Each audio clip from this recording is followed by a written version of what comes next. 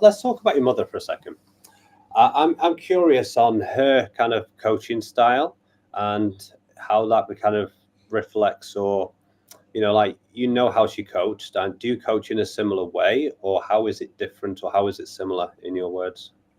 Yeah, I mean, I like to think I do in a certain way. I mean, one thing I remember about my mum was, she was pretty honest. I think that's the thing. She was passionate, and I feel like I'm passionate and um, honest. I mean, I speak to my wife, obviously Debbie, who I coach with, and one thing we say is that we've got to be honest with people.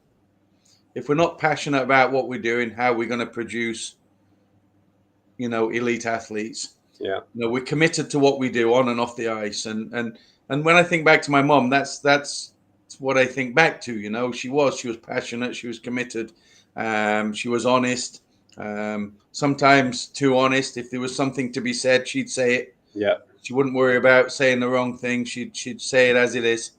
I remember back to that, and but I think ultimately, the same as I think that myself and Debbie do, she always had the skater's best interest at heart. I remember that. I remember, she'd go above and beyond, and I don't think you get to an international coach without going above and beyond.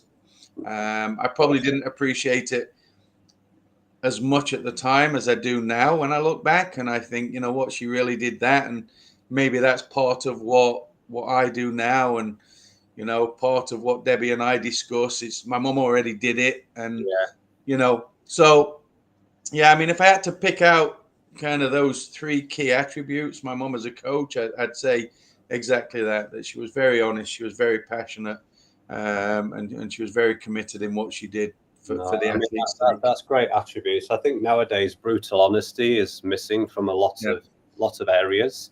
Yeah, I mean, like, people sugarcoat to me, and we do it with ourselves even. Like being brutally honest with yourself.